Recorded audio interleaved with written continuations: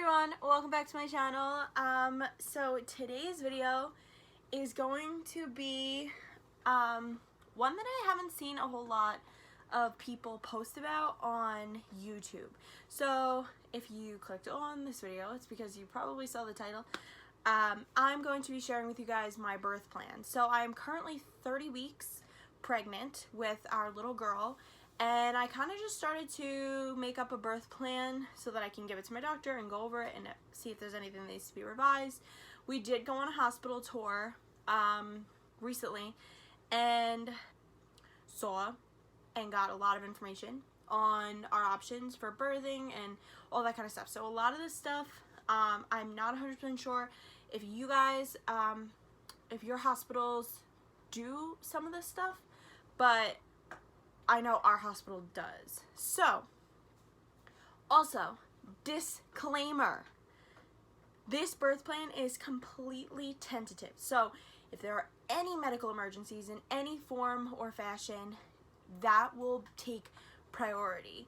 But, as far as we know, we're very low risk, and she's healthy and I'm healthy, so for now, this is my birth plan. Like I said, it is tentative, so if anything needs to change during the day, that's what happens. So, the first part of my birth plan just basically has who's going to be in the delivery room. So, besides me, obviously, it will be my husband, Brendan, who is almost my husband, but you'll see that wedding vlog come out. So, I'll say my fiance, Brendan, and my mom. I do want my mom to be there. She is like my best friend, and like I just really want my mom to be there for the birth of my daughter. I also wrote down that I will be using a midwife to deliver my daughter. So we go to a very large midwifery practice. So it could be any of those midwives, which is why I didn't put down a specific name. But yes, a midwife will be delivering the baby. So the next section is atmosphere. So how I kind of want the atmosphere in the laboring room to be. So I wrote down, first point right after I put atmosphere, I wrote that I will make decisions regarding the room once I'm actually in labor, because I don't know what I'm gonna want. I'm a first-time mom.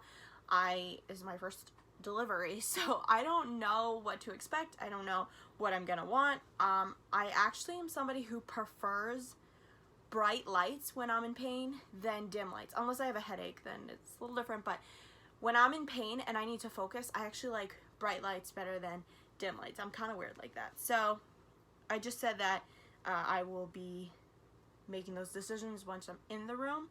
As far as birthing tubs, the hospital I'm delivering at does not have a birthing tub in their labor and delivery rooms, but they do have showers that they offer, and they're huge. The showers are humongous, so both mom and dad can go in there when I am in labor. So I did put that I will most likely use the shower for pain relief until I get I'll share with you guys my plans for pain relief in a minute. I also said that I have a specific playlist, so music playlist that will be used for when I'm pushing. Not that I'm going to be listening to it, but I do want music on in the background for when she enters the world. I don't know. I have been crazy about music during this pregnancy, so I want all of that to be in there. Yes, so I want the music to play as she's entering the world. I just think that's kind of cute. Again, if there's any emergencies or things aren't going the way I plan, that's okay. None of this is set in stone. The only thing that's set in stone is one thing, and I will get to that in a minute. Okay, so the next section is my labor preferences. So I want to be able to move around freely. I don't want to be tied to monitors or anything like that. So that kind of leads into my next point, which is I want the intermittent fetal heart monitoring, where basically they just put the thing on your belly. I think it's like every 30 to 60 minutes, and they listen to the baby's heartbeat, make sure she's doing okay during contractions, and then they take it off, and you're allowed to still move around. I want no IV unless absolutely necessary, so I don't want constant fluids. I don't want to be tied to an IV pole. I want to be able to move how my body is telling me that it wants to move. I want to use their birthing ball. They do have, really? Come over here. They do have a birthing ball that I can use, but I can also bring mine from home, but I want to use a birthing ball. I do not want Pitocin unless absolutely necessary. So if I have to be induced because my water broke and I'm not contracting or anything like that, then Pitocin of course has to be used. But I don't want it if I don't want an elective induction unless I go past my due date. And I also don't want a C-section unless absolutely necessary, so that's kind of like a given, but I do want to have a vaginal birth. Okay, so the next category is pain medication. So I do plan on getting an epidural. I did read up on all the pros and cons. I know all the things that could happen, all the things that I've seen my sister get 3 epidurals. She had different experiences with each one. So I do know that there are risks to getting an epidural. However, I am not a superhero. I do not think I'm going to be able to handle that pain when it gets later in the laboring process. So like the transitional phase and the very active labor, I don't think I'm going to be able to handle that pain. I think I'm going to get very anxious, and I just think that the epidural is better for both me and her to get us both through that safely. However, I did write that I want to try to get to 4 or 5 centimeters before requesting one, but I did write that could change if I'm at 3 centimeters and I'm in excruciating pain and I'm not dilating quickly enough or whatever, then I'll probably ask for it earlier. But I do want to try to get to 4 or 5 centimeters without it, because otherwise you run the risk of it wearing off before your time to start pushing, and I do want it to be there when I'm pushing. And I also wrote, do not let me miss my window for getting one. So if I am dilating quickly, which usually doesn't happen for your first baby, but if for some reason I'm dilating very quickly, I request that they ask me, hey, you know, you're already at 6 centimeters, you're about to miss your window for getting an epidural, do you want it now? And I will say yes, because I do want that epidural for pushing.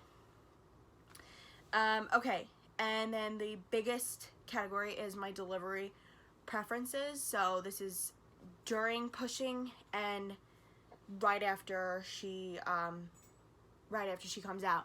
So I wrote, I want a vaginal birth. I do not want an episiotomy. The hospital that I deliver at has a episiotomy rate of less than 1%. So they do not do them very often, which was great to know. But yeah, I do not want that unless she's stuck and I have to, but yeah, don't want that. I want delayed cord clamping. If you guys don't know what that is, it means that they don't cut the cord right away. They let all the nutrients and the vitamins and everything else from the placenta get into the baby first, and then they cut it. So I want that. As long as she's healthy and everything like that, I want delayed cord clamping. When it comes time to cut the cord, I wrote that Brendan will cut the cord. Husband, Brendan will cut the cord. I did write husband. He's my fiance right now, but in 5 days he will be my husband. So I wrote husband. I also wrote that I want to try to let the placenta come out on its own. I had no idea that this was an option until I started to read other people's birth plans. But yeah, I want to try to let the placenta deliver itself, because sometimes it does, and if it doesn't, then I'll do what I have to do to deliver the placenta. I want the 60-minute skin to skin immediately. So immediately after she's born, take her out, put her right on my chest, don't touch her. I want to establish that bonding. It's great for breastfeeding. It's great for her. She is going to be very scared coming out of here into the world. So I just want that. I want that 60-minute skin to skin. Don't touch her. You can wipe her off a little bit to try to get that stuff out off her face and out of her nose and mouth and stuff, but other than that, I don't want her to be touched. I also put that I want no assistive measures to help her come out. No vacuum, no forceps, no, you know, things like that. I just don't want anything to, I don't want any assistive measures. I want to deliver her on my own. And remember, guys, I can't say this enough, as long as everything is okay. So if her heart rate is all of a sudden dropping or dipping or anything like that, then yes, of course, do whatever you have to do to get her out. I just want her here healthy. That's all that matters to me. And I want all the testing and bathing and everything else to be done right in front of me. So I want her to, my hospital does that anyway, but some people's hospitals don't. You have to actually request that. But yeah, I don't want her taken away from me for any reason. I want everything done right in the room. And like I said, my hospital actually already does that, but just in case, I wrote it.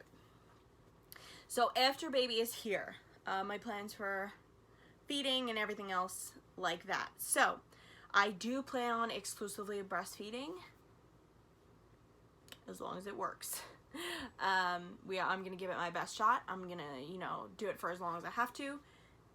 But if for some reason we're both miserable and failing and she's not growing or anything like that, then of course I will formula feed or even supplement formula into her diet or anything like that. It'll be done however she needs. But yes, the plan is I want to exclusively breastfeed. I'm also going to try to start immediately following delivery. You can do that. They can put the baby on your chest and you can actually kind of swivel them so that they are looking for that nipple right away. So we're going to try that. We will be using a pacifier, or trying to. If she doesn't like it, she doesn't like it. And we requested she stay with us the entire time, which, again, my hospital already does, but I wrote it down just in case. And then I wrote a small section regarding guests. So if you guys don't put this in your birth plan and you have specific guidelines on how you want your guests to behave or when you want to see your guests or anything like that, I really highly recommend putting a regarding guests into your birth plan. So I wrote, if anyone shows up immediately following delivery, I want to be notified so I can determine if visitors are welcome at that moment. If I'm in the middle of trying to bond with my daughter, or if me and Brendan are having a moment with her, or if she's trying to feed and we're both getting flustered, I don't want visitors at that moment. So I want to be notified if anybody shows up, especially unannounced, but even if we did invite them, if they show up and I'm not ready for them to come in, I ask that they just sit in the waiting room for a minute until I get myself together, and then they can come in. I wrote, when we are in our own room, I would still like to be notified before they just walk in. I think that's a valid request. I definitely don't want my dog's under the bed. I just realized that. I don't want to be walked in on if I am no top, no anything, and all of a sudden people start walking in. I don't want that. So I always want to be asked before people walk in. I also wrote that before she's born, the only people allowed in the delivery room are my husband and my mother, and that is it. I request everyone else, as much as, you know, I love you and I would love to see you, I request that everyone else, while I'm laboring and while I'm trying to get this baby out, wait in the waiting room. It's not me trying to be disrespectful or trying to say I don't care about you or anything like that. It just has to do with, I'm going to be in a lot of pain. I don't want to entertain guests. The people that are going to be in there are my support team. They are there to help me get through the pain. I don't want people to come in that I have to then entertain. So, those are my rules for guests. When people come, I do have other rules, like you must wash your hands, you must use hand sanitizer, no kissing her. I know it's going to be really hard. Newborn babies are so cute and you just want to kiss them and squish them. But if I do let you hold her, it'll be under very strict rules. And no smokers can hold her. I'm sorry, but I don't think I have any smokers in my family, to be totally honest. But if, you know, friends or, I don't even know, this rule kind of doesn't apply because, like I said, we don't really have any smokers in our family, but no smokers will be allowed to hold her. So that is it for my birth plan. Like I said in the beginning, and I will say it again because I know somebody's gonna be like, blah, blah, blah, blah. Everything is tentative. I'm not set on any of this stuff. The only thing that I'm set on is the epidural because I know either way I'm gonna need that. So that's the only thing I'm set on. And as long as everything goes well, I'm also kind of set on that 60-minute skin to skin. I do have my heart set on that. So I really hope that everything goes well during delivery, that I can do that because that's very important to me as far as establishing bonding and trying to establish breastfeeding and everything like that. So this is my birth plan. Within the next 10 weeks, I will be using it because I will be having this baby in 10 weeks or less. Really scary, but really exciting. So make sure you're sticking around because my birth will be vlogged. I actually forgot to put it in here, but I do want my labor to be photographed or videoed. So I don't know who's gonna be doing the videoing.